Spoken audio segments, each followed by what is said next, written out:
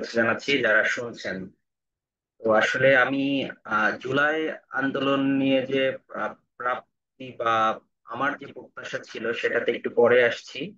আমি শুরুতেই বলি যে হচ্ছে জাহাঙ্গীরনগরে আন্দোলনটা কিভাবে আর কি হলো এবং এখানকার বিশ্ববিদ্যালয় প্রশাসনের ভূমিকা এবং এখানে যে পুলিশের যে ভূমিকা ছিল আন্দোলনে সেটা যদি একটু আহ বলি আর কি। আসলে জাহাঙ্গীরনগর বিশ্ববিদ্যালয়ে আন্দোলনটা শুরু হয়েছে মূলত 5ই জুন যে রায় হলো আর কি, অর্থাৎ 18 সালের যে পরিপত্র সেটা যখন বাতিল ঘোষণা করা হলো, ঠিক তার পরদিন আর কি 6 জুন শিক্ষার্থীরা 5 মিনিটের জন্য বিক্ষোভ নিয়ে ঢাকা আরিচা মহাসড়ক অবরোধ করে। এর ঠিক পরপরই বিশ্ববিদ্যালয় ক্যাম্পাস আর কি একটা দীর্ঘ ছুটিতে যায় এবং পরবর্তীতে জুলাই থেকে আবারই যথারীতিতে ক্লাস পরীক্ষা শুরু হলেও শিক্ষার্থীদের শিক্ষকদের তখনকার যে সার্বজনীন পেনশন স্কিমের বিরুদ্ধে আন্দোলনের কারণে আর কি তারা ধর্মঘটে চলে যায়। এবং এই মূলত জুলাই থেকে আর কি জাহাঙ্গীরনগর বিশ্ববিদ্যালয়ের 1 তারিখ থেকে শিক্ষার্থীরা আহ, আহ, সংস্কারের আন্দোলন ছিল প্রথমে, অর্থাৎ কোটা সংস্কারের দাবিতে আন্দোলন শুরু করে এবং পর্যায়ক্রমে তারা ঢাকা আরিচা মহাসড়কও অবরোধ করতে থাকে। প্রথমে হয়তো আধা ঘন্টা, 1 ঘন্টা, এভাবে 2 ঘন্টা এবং এরপরে অনির্দিষ্টকালের জন্য এমন ভাবে বন্ধ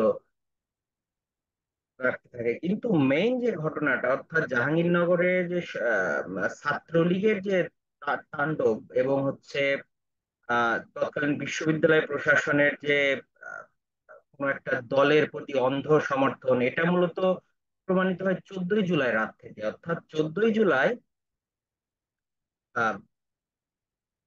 যখন তৎকালীন প্রধানমন্ত্রী শেখ হাসিনা শিক্ষার্থীদের রাজাকার বলে মন্তব্য করেন এবং এই মন্তব্যের জের ধরে আর কি বিশ্ববিদ্যালয়ের বিভিন্ন হলে আর কি স্লোগান দিতে থাকে শিক্ষার্থীরা, তুমি কে, আমি কে, রাজাকার রাজাকার, কে বলেছে স্বৈরাচার, এই ধরনের আহ আহ, স্লোগানের পরে আর কি শিক্ষার্থীরা মিছিল নিয়ে বটতলাতে জড়ো হয়। ঠিক এমন সময় খবর আসে যে 2 জন শিক্ষার্থীকে বিশ্ববিদ্যালয়ের রবীন্দ্রনাথ ঠাকুর হলে আটকে রাখা হয়েছে এবং আটকে রাখা হয়েছে এবং তাদের ফোন তল্লাশি করা হয়েছে এবং ছাত্রলীগ আটকেছে এবং তো সেখানে হল প্রভোস্টকে ডাকা হয়েছে। স্বয়ং হল প্রভোস্ট উপস্থিত থেকে সেখানে আর কি শিক্ষার্থীদের আহ, মাপ চাইছে যে এই স্লোগান দেওয়ানোর জন্য আর কি, এবং তাদেরকে শিবির সন্দেহে ফোন তল্লাশি করা হয়েছে এবং রাধাকের সামনে ছাত্রলীগ নেতাদের কাছে আর কি ক্ষমা চাইতে বলা হয়েছে। এবং এর পরবর্তীতে আর কি শিক্ষার্থীরা বটতলা থেকে মিছিলটা নিয়ে রবীন্দ্রনাথ ঠাকুর হলের সামনে যায় এবং সেখানে আর কি ছাত্রলীগের সাথে আর কি তখন বিশ্ববিদ্যালয়ের যে প্রভোস্ট অর্থাৎ রবীন্দ্রনাথ ঠাকুর হলের প্রভোস্টের কাছে এই বিষয়ে বিচার চায় শিক্ষার্থীরা, যে আসলে এই ধরনের হেনস্থা কেন করা হইলো আর কি।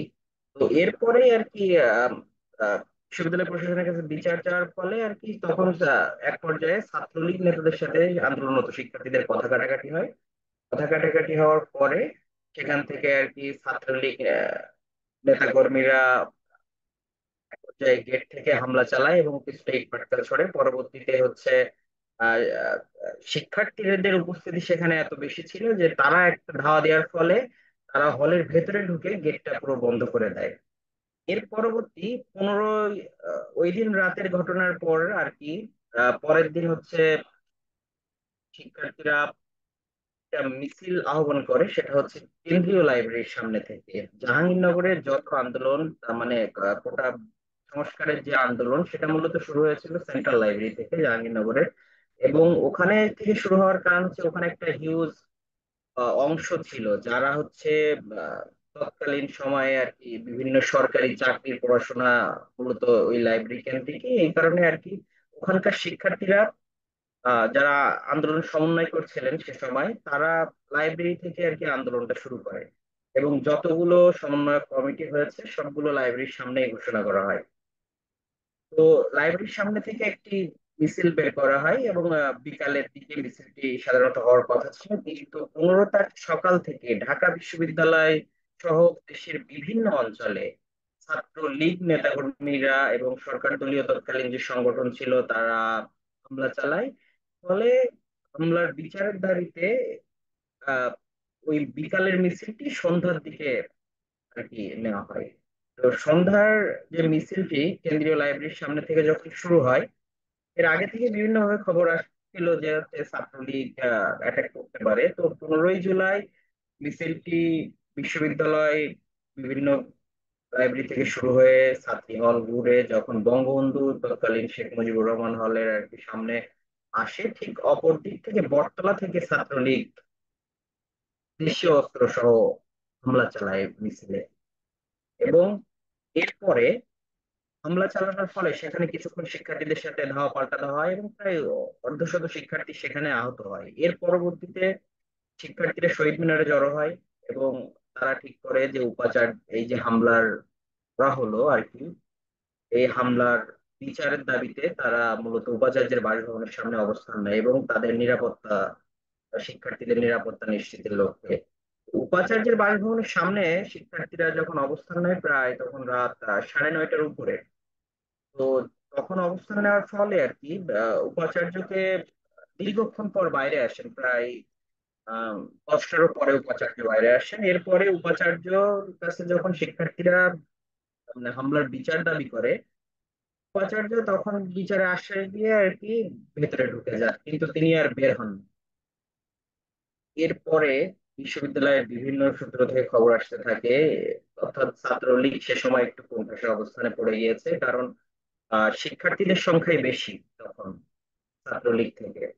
তারা কি করলো, তারা হচ্ছে বহিরাগত নিয়ে আসতে থাকলো, সাভার, আশুলিয়া এবং বিভিন্ন অঞ্চল থেকে ট্রাফিক করে বহিরাগত ভেতরে ঢুকাইতে থাকলো। তারা একটা হামলার পরিকল্পনা করছে এবং তারা বিশ্ববিদ্যালয়ের গেরুয়া গেট দিয়ে মেইনলি কয়েকটা পিক আপ ঢুকিয়েছে, যেগুলোর ভিডিও তৎকালীন সামাজিক যোগাযোগ মাধ্যমে ছড়িয়েছে, আপনারা হয়তো দেখেছেন। এবং ঠিক রাত 12টার দিকে আর কি, তখন কি হয়েছে, কিছু শিক্ষার্থী আবার হলের দিকে চলে গিয়েছে এবং আর কিছু শিক্ষার্থী ওখানে, খুবই অল্প পরিমাণ শিক্ষার্থী তখন আছে। এবং আহ, তখন আর কি ছাত্রলীগ বঙ্গবন্ধু হলে আহ, তার মানে প্রস্তুতি নিচ্ছে, অস্ত্র সহ এবং পেট্রোল বোমা রেডি করেছে। তার পরবর্তীতে তারা উপাচার্যের বাসভবনের সামনে এসেছে বেলা প্রায় রাত 12টার দিকে। উপাচার্যের বাসভবনের সামনে এসেই এর ভেতরে কিছু শিক্ষার্থীরা আর কি চলে গিয়েছে, কিছু শিক্ষার্থী হলের দিকে, মানে অল্প কিছু শিক্ষার্থী সেখানে ছিল।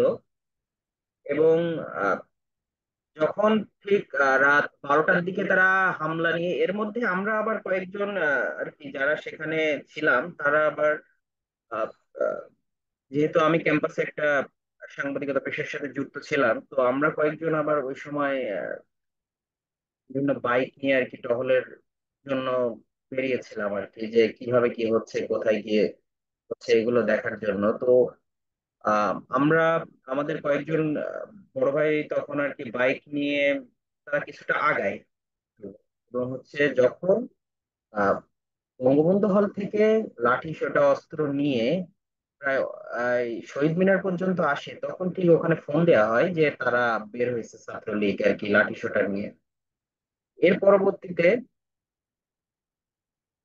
ছাত্রলীগ যখন আসার খবর পেল, তখন শিক্ষার্থীরা তাদের নিরাপত্তার জন্য, উপাচার্যের বাসভবনের গেট খোলা ছিল না তখন, তারা গেট ভেঙে উপাচার্যের বাসভবনের ভেতরে গেল, প্রাচীরের ভেতরে। আর আমরা কয়েকজন শিক্ষার্থী আর কি, তারা এই যে পার্শ্ববর্তী যে ট্রেজারারের বাড়ি, ট্রেজারার স্যার তখন ট্রেজারারের বাড়ির ভেতরে অবস্থান নিলাম। এবং সেখানে বিশ্ববিদ্যালয়ের উপাচার্যের বাসভবনের ভেতরে যখন শিক্ষার্থীরা অবস্থান নিল, রাত 12টার সময় ঠিক ছাত্রলীগ ওইখানেই পৌঁছালো উপাচার্যের বাসভবনের সামনে। এবং তারা প্রথমেই এসে কাচের বোতল এইগুলো নিক্ষেপ করতে থাকলো। এবং তার কিছুক্ষণ পরে আর কি, কিন্তু শিক্ষার্থীরা যখন ভেতরে প্রবেশ করেছে, শিক্ষার্থীরা উপাচার্য স্যার সহ সকলেই তৎকালীন প্রশাসনে যারা মিটিং এ ছিল, তারা কেউই গেট খোলে নাই। উপাচার্যের বাসভবনের যে গেট মেইনলি, তারা ভেতর থেকে কোলাপসিক্যাল গেটটা আটকিয়ে দিয়েছে এবং বাইরে যে কাঠের একটা দরজা ছিল সেটাও আটকানো অবস্থায় ছিল। এবং শিক্ষার্থীরা তখন আহ, এক পর্যায়ে আর কি খুবই উপাচার্যের কাছে আকুতি মিনতি করলো গেট খোলার জন্য, যে নিরাপত্তা দেন, কিন্তু উপাচার্য তখন গেট খোলে নাই। ঠিক এর পরে আর কি ঘটনাস্থলে পুলিশ আসলো। পুলিশ এসে ঠিক ছাত্রলীগ নেতাকর্মীদের পাশে আর কি দাঁড়ালো। অর্থাৎ ছাত্রলীগ নেতাকর্মীদের যে সেখান থেকে তাদেরকে সরিয়ে দিবে কিংবা এই ধরনের কোনো কার্যক্রম তখন আর কি পুলিশ এক কথায় নিষ্ক্রিয় অবস্থায়। এবং পুলিশের তৎকালীন ঊর্ধ্বতন যারা কর্মকর্তা ছিল তাদেরকেও ছাত্রলীগের যে তৎকালীন শীর্ষ দুই নেতা সহ তাদের সাথে হাস্যোজ্জ্বল ভঙ্গিতে কথা বলতে দেখা গিয়েছে। এবং এর পরবর্তীতে শিক্ষার্থীদের উপর কয়েক দফায় ওখানে হামলা হয়, উপাচার্যের বাসভবনের গেট ভেঙে। এবং কয়েকজন শিক্ষকও সেখানে যান। তো শিক্ষকরা গেলে কি হয় আর কি, সাধারণত শিক্ষার্থীরা একটু আর কি, যে শিক্ষকদের শিক্ষকরা গেলে কি হয় যে শিক্ষার্থীরা একটু আর কি শান্ত থাকার চেষ্টা করে, যে একটা রেসপেক্টের জায়গা থাকে। কিন্তু অনেকের মুখের ভাষা এরকম ছিল যে যে ছাত্রলীগ নেতাদের আর কি, আমি অবশ্য পাশেই ছিলাম, কিন্তু আমি আমার দুইজন শিক্ষককে দেখে আমার বিভাগেরই, তো তাদেরকে দেখে আমি একটু বের হই। তো বের হওয়ার ফলে আর কি, তো একজন নেতা আর কি অস্ত্র সহ তেড়ে গেলেন আর কি, গিয়ে বলতেছেন যে বিরোধী দলীয় যে সকল শিক্ষক আছে আর কি একটা দলের নাম নিয়ে, তাদেরকেও কোপাবো আর যারা আছে তাদেরকেও কোপাবো। এরকম একটা বীভৎস অবস্থা। তো কয়েক দফায় সেখানে আর কি গেট ভেঙে হামলা হয়। হামলার পরবর্তীতে এক পর্যায়ে একজন শিক্ষার্থী লাইভ করেন, জীবনের বাঁচার করতেছে, সাংবাদিকতা গণমাধ্যম বিভাগের শিক্ষার্থী, মালখান হামলা লাইভ করার ফলে আর কি, এই লাইভ সব হল থেকে আর কি ছেলেরা যারা চলে এসেছিলেন কিংবা যারা হলে ছিলেন তারাও এই লাইভটা দেখেছেন। দেখে তারা যার যা ছিল আর কি তাই নিয়ে তারা বের হয়ে পড়ছে। বের হয়ে পড়ার ঠিক ফলে ওই মুহূর্তে আর কি ইয়ারা চলে গেছে আর কি, ছাত্রলীগ বিশ্ববিদ্যালয়ের পার্শ্ববর্তী যে আমবাগান গেট আছে ওই গেট দিয়ে তারা ক্যাম্পাসের বাইরের দিকে যাওয়া শুরু করলো। কিন্তু ক্যাম্প তখন উপাচার্যের বাসভবন অর্থাৎ গেটের সামনে পুলিশ আছে, ভেতরে শিক্ষার্থীরা আছে। তো যখন আন্দোলন, তার মানে বিভিন্ন হল থেকে শিক্ষার্থীরা বের হয়ে উপাচার্য বাসভবনের গেটের সামনে আসলো, পুলিশ ওখানে ছিল এবং কয়েকজনকে সরিয়ে দিয়ে শিক্ষার্থীরা ভেতরের দিকে যাওয়ার চেষ্টা করছে। বিক্ষুব্ধ শিক্ষার্থী যেহেতু, পুলিশ তখন কাজ করছে না আর কি, ছাত্রলীগদের কোনো ধরনের নিবৃত্ত করার তারা চেষ্টা করেনি। ফলে শিক্ষার্থীরা এসে পুলিশকে সরাই দিয়েছে এবং কয়েকজন বিক্ষুব্ধ শিক্ষার্থী আর কি পুলিশকে কয়েকটা ধাক্কা ধুক্কা দিল এবং আর কি, এবং ওখানে তারা কয়েকজন পুলিশের উপর আক্রমণাত্মক হয়। কিন্তু পুলিশের তখন একটা ভাষ্য ছিল, সেটা হচ্ছে যে ছাত্রলীগ আমাদের উপর আক্রমণ করে কেন। অর্থাৎ পুলিশ তখন বুঝতে পারে নাই যে হল থেকে শিক্ষার্থীরা আসছে। অর্থাৎ পুলিশের ভাষাটা এরকম ছিল যে ছাত্রলীগ আমাদের আক্রমণ করে কেন, অর্থাৎ ছাত্রলীগ এবং পুলিশ একই কমিউনিটির আর কি অন্তর্ভুক্ত, এরকমটা তারা বোঝাচ্ছে আর কি।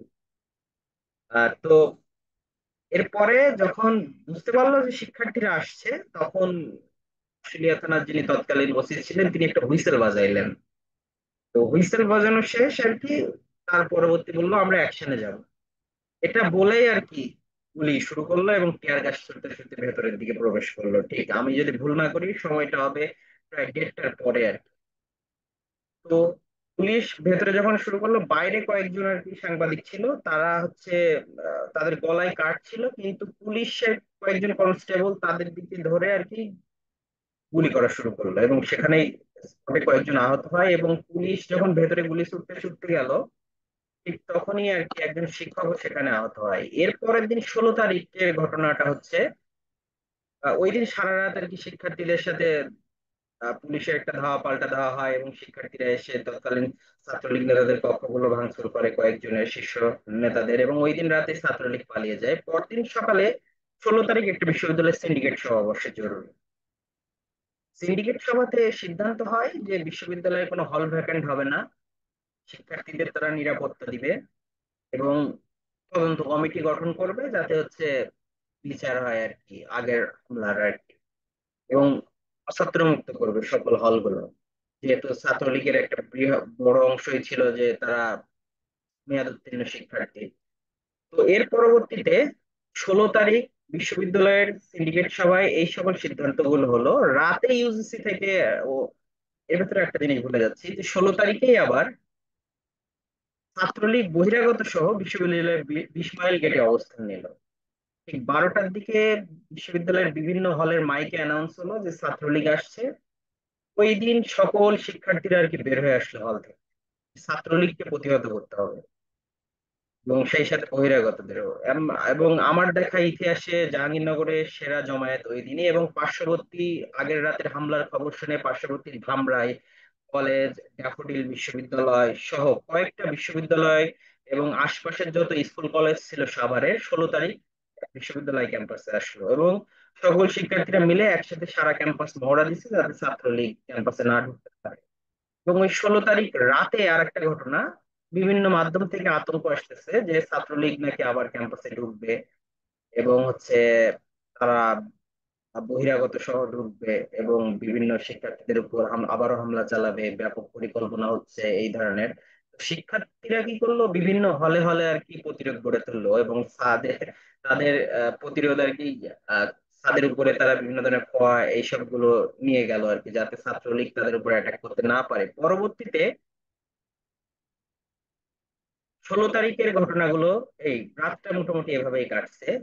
16 তারিখ রাতেই ইউজিসি বিশ্ববিদ্যালয়, হ্যাঁ ইউজিসি বিশ্ববিদ্যালয় মঞ্জুরি কমিশন থেকে ঘোষণা আসলো যে হল ভ্যাকান্ট করে দিতে হবে, এই মর্মে বিশ্ববিদ্যালয়ের সকল উপাচার্যের কাছে আর কি চিঠি পাঠানো হলো।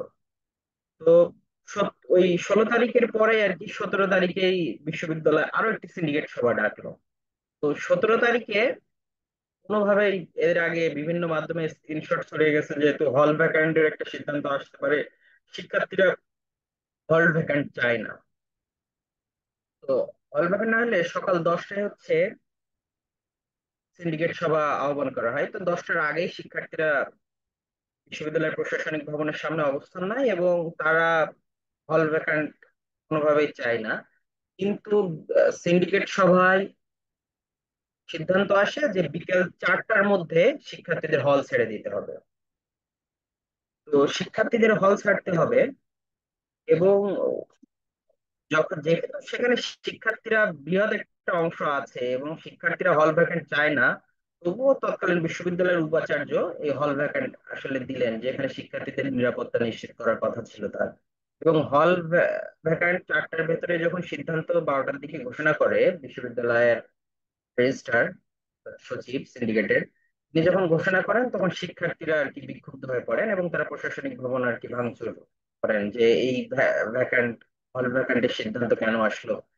এরপরে ফলে ভেতরে অবরুদ্ধ হয়ে পড়েন উপাচার্য, যে তা শিক্ষার্থীদের সোজা সাপটা দাবি ছিল যে হল ভ্যাকান্ট করা যাবে না, শিক্ষার্থীদের নিরাপত্তা দিতে হবে, এটাই। কিন্তু সিদ্ধান্ত আসলো হল ভ্যাকান্ট। এরপরে কি হইলো, 12টার পর পরই দেখলাম হচ্ছে, তার মানে যখন উপাচার্য অবরুদ্ধ হয়ে পড়লেন তখন পুলিশ চলে আসলো ক্যাম্পাসে। এরপরে শিক্ষার্থীরা বিভিন্ন সড়কে সংগঠিত হইতে থাকলো। এরপরে হচ্ছে আহ, ঠিক 5টার দিকে আর কি পুলিশ বাহিনী অ্যাকশন শুরু করলো, নির্বিচারে গুলি। এবং সেখানে আরো একটা বিষয়, কয়েক প্রায় 100 শিক্ষার্থী আহত আর কি, গুলিবিদ্ধ হবে এবং তার বেশি হইতে পারে। কিন্তু আরো একটা বিষয়, সেখানে বীভৎস অবস্থা ছিল, বিশ্ববিদ্যালয়ে যে মুরাদ চত্বর, সেখানে অ্যাম্বুলেন্সে আহত শিক্ষার্থীদের নিয়ে যাওয়া হচ্ছিল বিশ্ববিদ্যালয়ের মেডিকেলে, এবং সেই অ্যাম্বুলেন্স থামিয়ে সেখানে পুলিশ সদস্যরা ব্যাপক লাঠি চার্জ করে এবং অ্যাম্বুলেন্সে থাকা আহত শিক্ষার্থীদেরকে, এবং এই এটার কি কয়েকটা ভিডিও আছে, এবং সেই দিনের বীভৎস কাহিনী আর কি যদি আমি এখনো বর্ণনা করতে যাচ্ছি, আমার মানে গা হাত পা সব শিউরে উঠছে, এবং যারা দেখেছে তারাই একমাত্র বলতে পারবে। কিন্তু গণ অভ্যুত্থানটা হয়েছে মূলত এভাবে। এর পরবর্তীতে হচ্ছে 17 তারিখ, ওই দিন রাতে আমাদের এখানে সৈয়দ নিজার স্যার আছেন আর কি, ওই দিন রাতে পুরো একদম ভীতি করা একটা অবস্থা, ক্যাম্পাসের সকল ধরনের লাইট অফ করে দেওয়া হলো, এবং স্যাররাও হয়তো একটা সংবাদ সম্মেলন করেছিলেন বিশ্ববিদ্যালয়ের শিক্ষক ক্লাবে এসে। তো একদম লাইট অফ, ভীতিকর একটা পরিবেশ। প্লাস আমার কয়েকজন ফ্রেন্ড অর্থাৎ মেয়ে বান্ধবী আমাকে ফোন দিয়ে জানালো যে আহ ছাত্রলীগ নাকি রাতে হলে ঢুকবে, এই ধরনের বিভিন্ন ধরনের সংবাদ তাদেরকে আর কি ছড়ানো হয়েছে। এবং আরো একটা বিষয়, হল প্রভোস্ট সেখানে যে বলছেন যে আমরা কোনো শিক্ষার্থীদের দায়িত্ব নিতে পারবো না, আর শিক্ষার্থীদের দায়িত্বও তারা নিতে পারবেন না, এরকম একটা অবস্থা। তো পরে কয়েকজনকে আর কি আমাদের কয়েকজন ম্যাডাম ছিলেন যারা পার্শ্ববর্তী বিভিন্ন organization এ থাকেন আর কি, তাদের বাসাতে আর কি কয়েকজনকে আমরা পাঠাই। এর পরবর্তীতে আহ এভাবে চলতে থাকে। মূলত ওই দিনের পরে আর কি ক্যাম্পাস একটা বড় অংশ আর কি ফাঁকা হয়ে গেছে, পাশাপাশি আমবাগান, ইসলামনগর এই অঞ্চলে কয়েকজন ছিল। এবং আহ তার পরবর্তীতে এরপরে তো একটা কারফিউ জারি করা হলো, এবং তারপরে ওই দিনই মূলত হল ভ্যাকান্ট হয়ে যায় এবং প্রত্যেকটা হল সিরিয়ালা করে দেওয়া হয় 17 তারিখে। এরপরে পার্শ্ববর্তী যে আমবাগান, ইসলামনগর এই অঞ্চলে কিছু শিক্ষার্থী ছিল এবং তারাও নানাভাবে হয়রানির শিকার হয়েছে পুলিশের দ্বারা। এবং এরপরে আর কি আহ এভাবে আন্দোলন চলতে থাকে, এবং যেহেতু বৃহৎ একটা শিক্ষার্থী অংশ বাড়িতে চলে গেছে, ফলে আন্দোলন জাহাঙ্গীরনগরের আশেপাশে যারা ছিল তাদের আন্দোলনটাকে এগিয়ে নিতে সাহায্য করেছে এই অঞ্চলের মানুষজন কিছু, এবং সাভার, আশুলিয়া এবং এই অঞ্চলে যারা আর কি ছিল। এবং আমাদের এখানকার জাহাঙ্গীরনগর বিশ্ববিদ্যালয়ের শিক্ষকদের ভূমিকাটাও আহ আহ, খুবই আর কি প্রশংসনীয়। এবং তারা সেই সময় একাংশ পুরো শিক্ষকরা শিক্ষকদের একাংশ পুরো শিক্ষার্থীদের বিরুদ্ধে চলে গিয়েছে, কিন্তু খুবই সামান্য অংশই হোক, কিন্তু তারা শিক্ষার্থীদের আর কি পক্ষে ছিল। এবং তারা শিক্ষার্থীদের নানাভাবে আশ্রয় দিয়েছে এবং শিক্ষার্থীদের যে আন্দোলন সেটার সাথে তাদের সমর্থন দিয়েছে। এরপরে 28 তারিখ আরিফুল অ্যারেস্ট হলো, এবং আমি এরপরে যদি 5 তারিখের দিকে চলে আসি, অর্থাৎ 5 তারিখের আন্দোলনটা হচ্ছে যখন জাহাঙ্গীরনগর থেকে অর্থাৎ গাবতলীর জমায়েত হওয়ার কথা ছিল আর কি জাহাঙ্গীরনগর বিশ্ববিদ্যালয়ে। ওই দিনও আর কি একটা বিষয় ছিল যে আহ, অনেকেই মানে জমায়েত খুবই কম হচ্ছিল, আশানুরূপ হচ্ছিল না। ফলে সাভার এবং আশুলিয়ার যারা পোশাক শ্রমিক আছে তাদের একটা মিছিল যখন আর কি শোনা গেল যে হচ্ছে জাহাঙ্গীরনগর বিশ্ববিদ্যালয়ের শিক্ষার্থীদের সাথে যুক্ত হবে, তখনই আসলে মিছিলের গতি প্রকৃতি বাড়তে থাকে। এবং এই মিছিল যখন ঠিক সাভার নিউ মার্কেটের সামনে পৌঁছায়, তখনই সেখানে আগে থেকে অবস্থানরত পুলিশ বাহিনী মিছিলে গুলি চালায়। এবং ম্যাডাম, আপনি তৎকালীন একটু সংক্ষিপ্ত করলে আমাদের জন্য সুবিধা হয় আর কি। হ্যাঁ হ্যাঁ, আমি শেষ করে দিচ্ছি। আমাদের সময় স্বল্পতা আছে। হ্যাঁ। তো সাভার আশুলিয়ার পোশাক শ্রমিকদের অংশ যখন আর কি মিছিলের সাথে, তখন মিছিলের গতি বাড়তে থাকে। এবং নিউ মার্কেট এলাকায় যখন মিছিলটা পৌঁছায়, তখন তখন ছাত্রলীগ এর যে আওয়ামী লীগের যে নেতা কর্মীরা তারাও ওখানে নির্বিচারে গুলি চালায়। এই বিষয়ে একটা প্রতিবেদনও আপনারা হয়তো দেখেছেন যে সাভারে তৎকালীন স্বৈরাচারী সরকার পলায়নের পরেও কি ধরনের গুলি চলেছে। আমার হচ্ছে আহ আসার জায়গাটা হচ্ছে, আমার প্রত্যাশার জায়গাটা ছিল, আমি জাস্ট একটা বিভৎসটা আপনাদেরকে বর্ণনা করলাম যে আমি জাহাঙ্গীরনগরে যতটুকু দেখেছি আর কি, এবং তৎকালীন সরকারের আসলে আচরণ কি হওয়া উচিত ছিল এবং কেমনটা ছিল, পুলিশের আচরণটা কেমন হওয়া উচিত ছিল এবং কেমন সেখানে ছিল, এবং বিশ্ববিদ্যালয় প্রশাসন অর্থাৎ যাদেরকে আর কি শিক্ষার্থীদের নিরাপত্তা দেওয়ার কথা ছিল তাদের আচরণটা এবার কেমন ছিল। এবং আহ এই আন্দোলনের সব থেকে গুরুত্বপূর্ণ যদি একটা প্রত্যাশা আমার থেকে থাকে, কিংবা সকলেরই আমি মনে করি থেকে থাকে, সেটা হচ্ছে বিশ্ববিদ্যালয় সংস্কার। কিন্তু বিশ্ববিদ্যালয়ে কতটুকু সংস্কারের জন্য এই গণঅভ্যুত্থান পরবর্তী সরকার উদ্যোগ নিয়েছে সেটা আমার জানা নাই।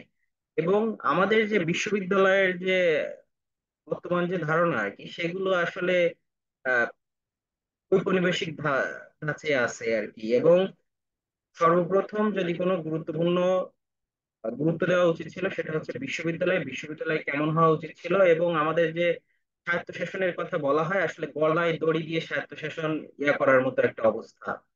তো আমার মতে যে গণঅভ্যুত্থান পরবর্তী সময়ে যতটুকু আর কি প্রাপ্তির জায়গা ছিল, আমি মনে করি একটা স্বৈরাচারী সরকার পতন ছাড়া আর কি খুব বেশি যে আর কি আমাদের প্রাপ্তির জায়গা আছে এমনটা না।